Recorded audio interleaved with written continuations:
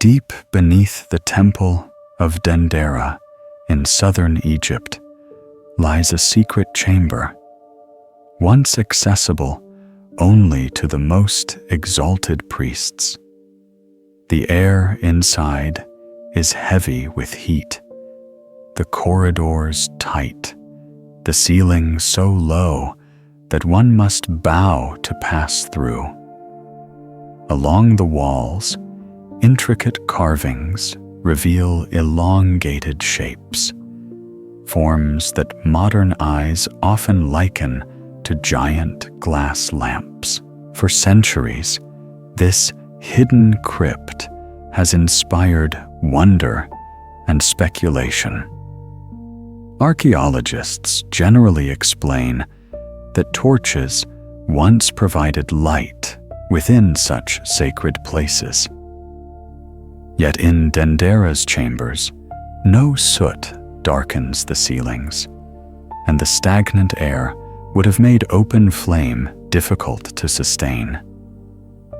The contradiction invites curiosity. How were these passages illuminated? Some historians believe the figures are purely symbolic, representing divine energy or the act of creation itself.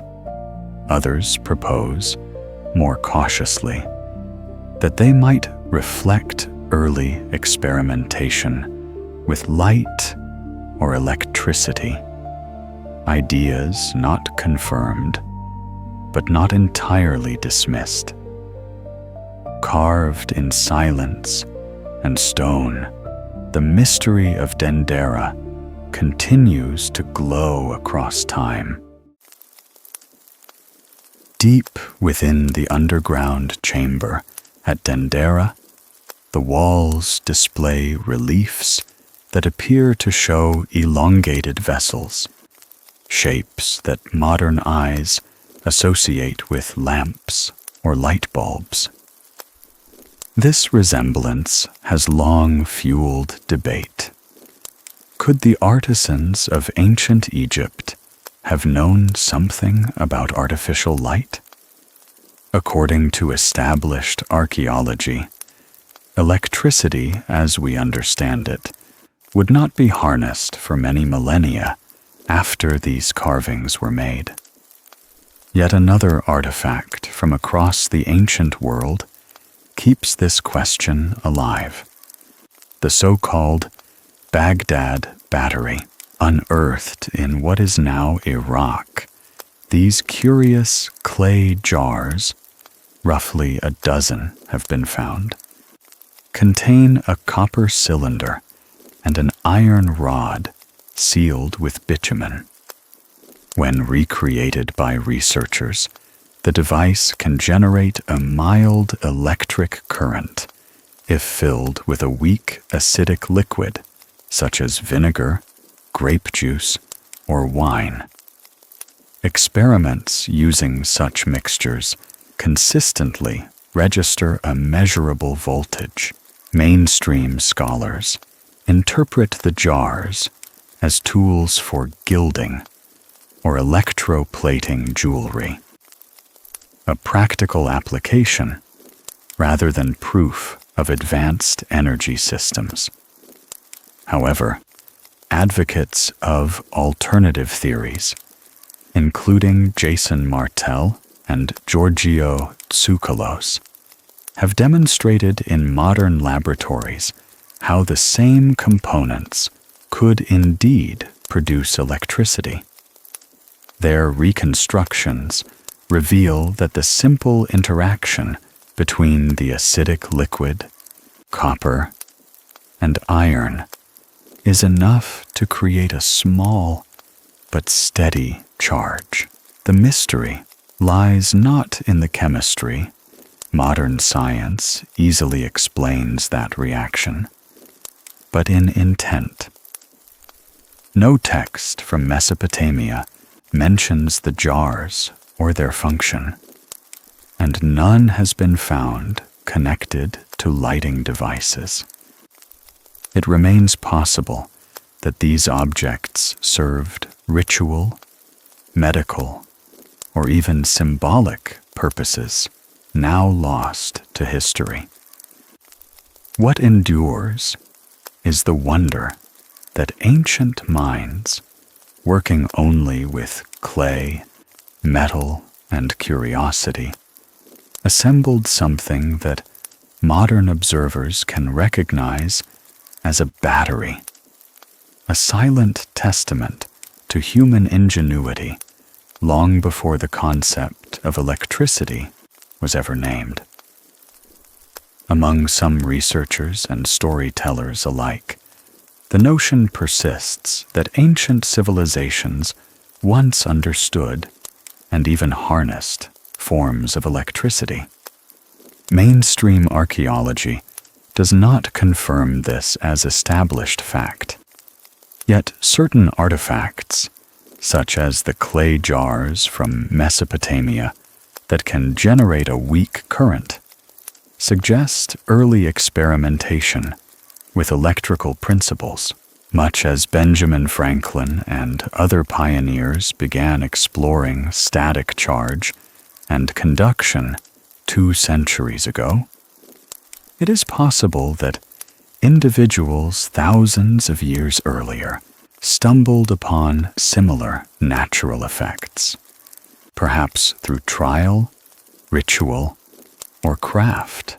Proponents of the ancient astronaut hypothesis argue that humanity's distant past hides lost technologies, fragments of knowledge erased by time. They describe modern culture as a civilization with amnesia, one that remembers only its most recent chapter. Ancient traditions from many regions speak of earlier worlds that rose to greatness and then fell into ruin. Considering that Earth itself is around 4.5 billion years old, while our known species occupies only a brief span of that timeline, the idea of forgotten ages continues to fascinate. Geological records do confirm repeated waves of mass extinction. Eras when most life vanished and new forms emerged. Supporters of alternative history suggest that advanced societies might have existed between those cycles, leaving behind traces now buried or transformed by catastrophe.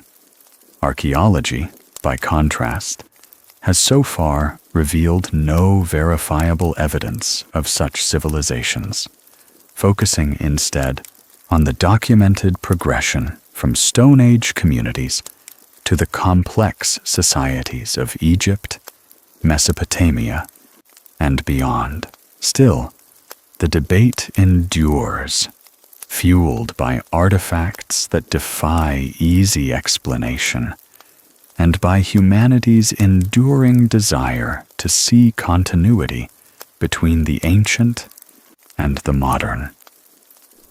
Whether the ancients truly commanded electrical energy or merely glimpsed its effects, the question reminds us how little of our planet's story we actually know, and how easily the light of knowledge can flicker, vanish, and wait to be rediscovered. In the late 1930s, while cataloging artifacts in the National Museum of Iraq, curators uncovered a group of ancient clay vessels, unlike anything they had seen before. Each pot contained a copper cylinder and an iron rod sealed with asphalt. When filled with an acidic liquid, such as vinegar or grape juice, the arrangement could produce a small but measurable electric charge, around 4 volts in most modern tests. These objects, now known as the Baghdad Batteries, date back nearly 2,000 years and appear to predate the invention of the modern cell battery by more than a millennium. To this day, their purpose remains uncertain. Many scholars interpret them as primitive galvanic cells, perhaps used for electroplating gold onto jewelry or ritual objects. Others see them as isolated experiments, early glimpses of principles that would not be fully understood until millennia later. The very idea that ancient craftsmen might have stumbled upon electricity challenges our assumptions about what early technology could achieve. Across the deserts of Egypt, at the temple complex of Dendera, another mystery seems to echo the same theme. Deep within an underground crypt, the walls are carved with images that appear to show elongated glass-like forms connected by a line or cable to a rectangular base. In Egyptian art, these motifs are traditionally interpreted as a lotus flower, releasing a serpent, symbols of creation and rebirth. The hieroglyphic texts nearby describe the object as both dangerous and as a bringer of light. The carvings are more than 4,000 years old, adorning a temple dedicated to Hathor, the goddess of the sky and celestial harmony. In one panel, Hathor is depicted journeying across the heavens in a divine vessel, the so-called Ship of Eternity, sailing along the Milky Way. To mainstream Egyptology, these scenes are mythological expressions of cosmic order. Yet proponents of the ancient astronaut theory suggest a different reading, that the reliefs portray advanced technology, possibly bestowed by visitors from beyond Earth.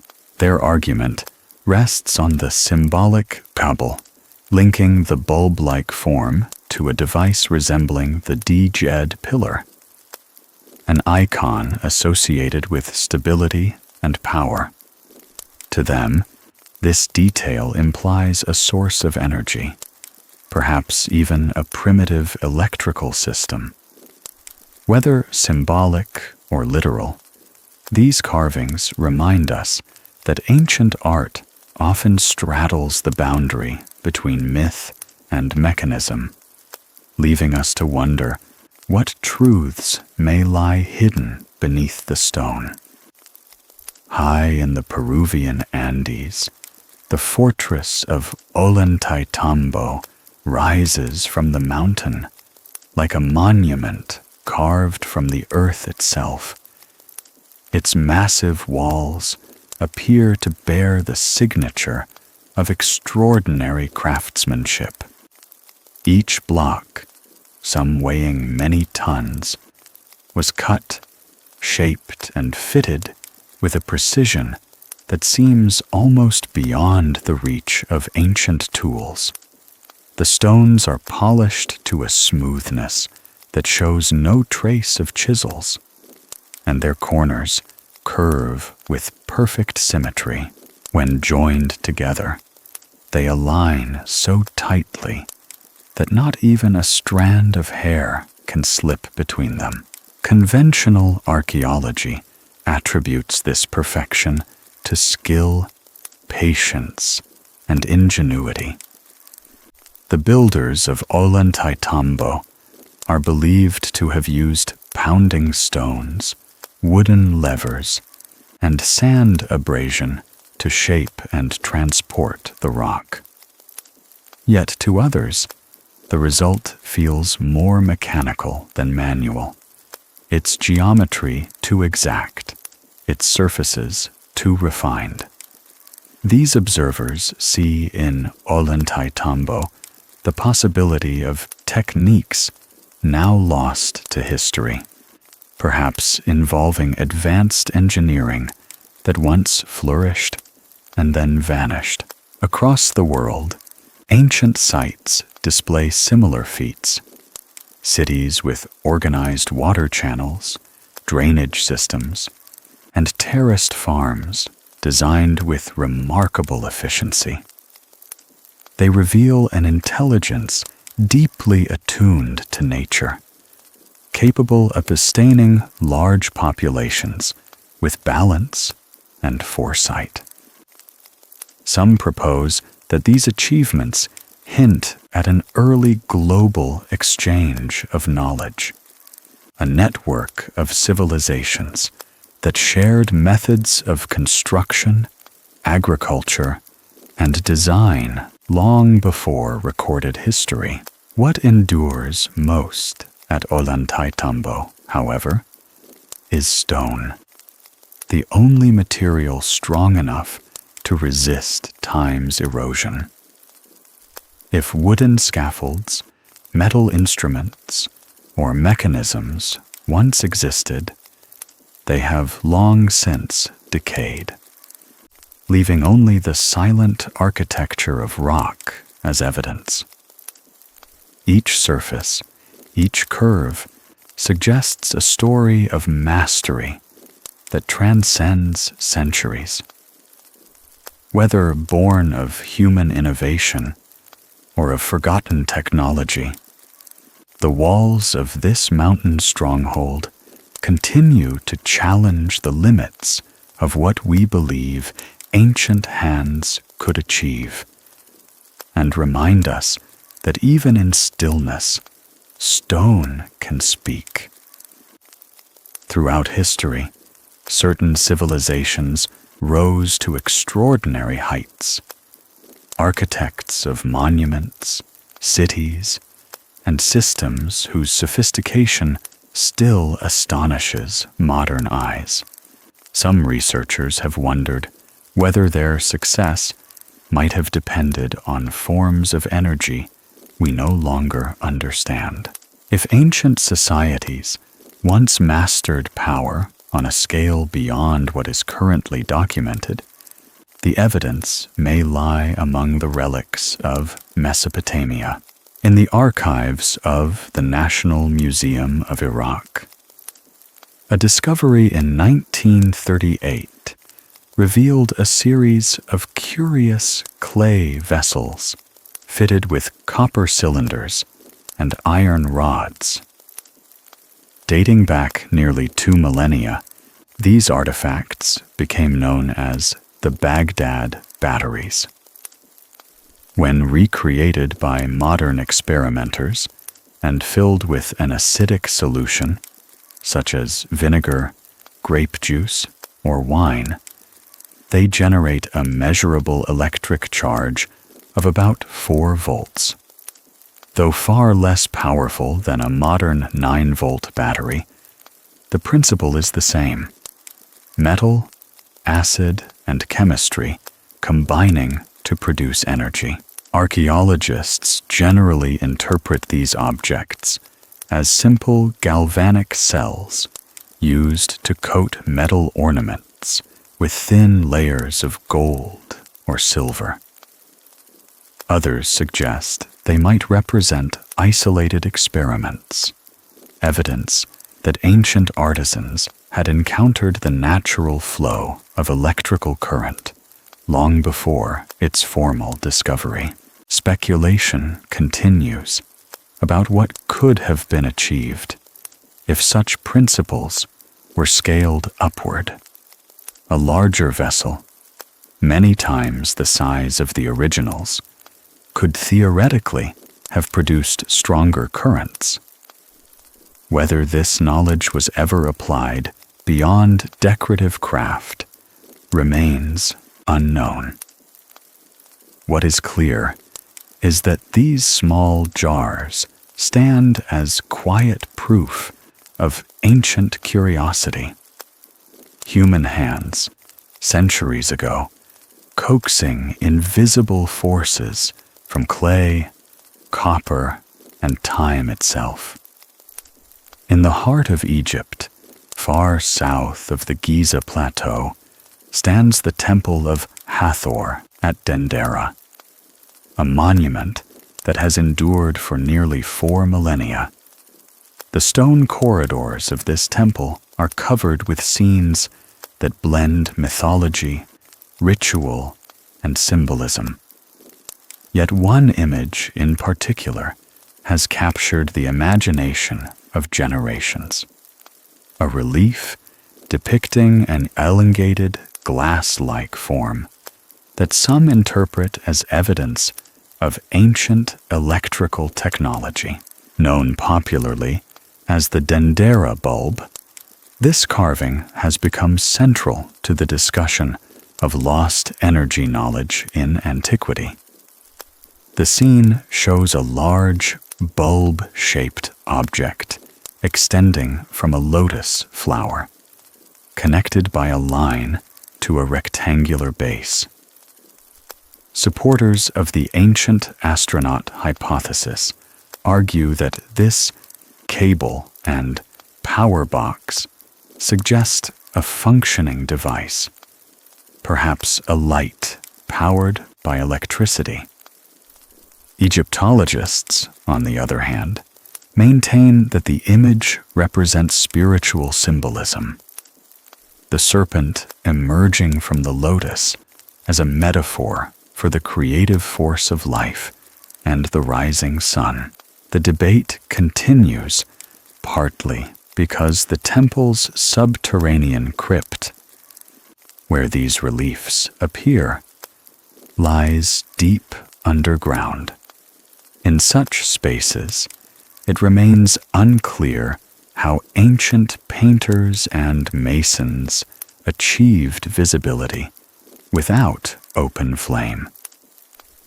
Some scholars propose that a clever arrangement of mirrors could have redirected daylight into these chambers, while others believe that even with mirrors, the light would have been faint and fleeting. The mystery of illumination in the ancient tombs endures. Several hundred miles to the south, another temple adds complexity to the story. At Abydos, within the sanctuary of Seti Poyurs, the walls display the god Osiris holding a distinctive object known as the Djed pillar. Traditionally, the Djed represents stability, an emblem of the cosmic order that supports both gods and kings. Carried as amulets and carved into architecture, the symbol expressed endurance and balance amid chaos. Yet some modern theorists perceive more than metaphor in the Djed's design. With its stacked, ring-like sections, it bears a faint resemblance to electrical conductors or modern Tesla coils. To these interpreters, the Djed may symbolize, or even replicate, a device capable of storing or channeling energy.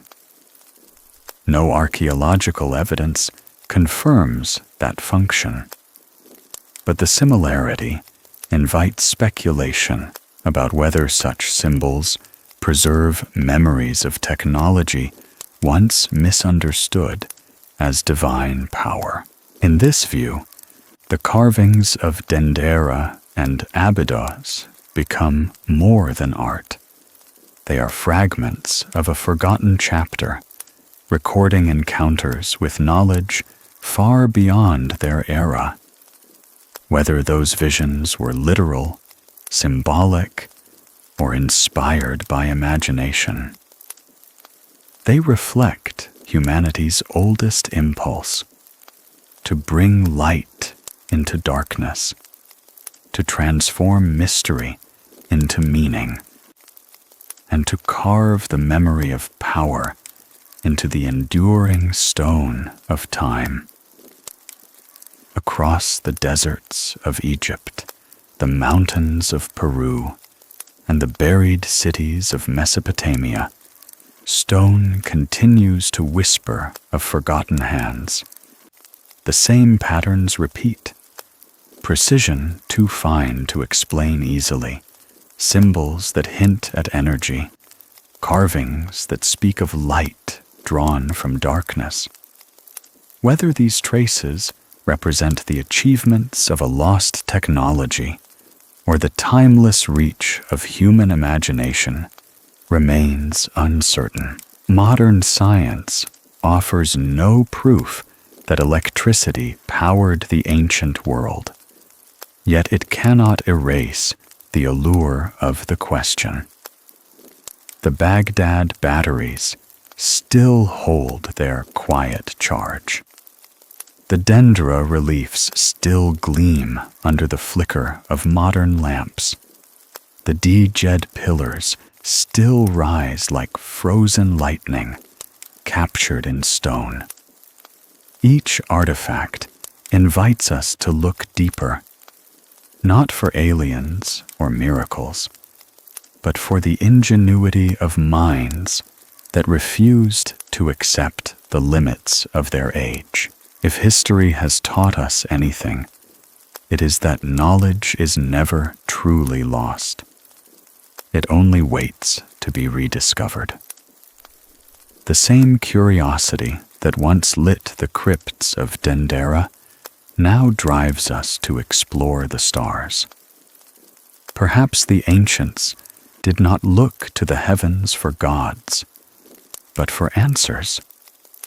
And in their search, they left behind a message etched in every monument, that the greatest power of all is the light of understanding itself.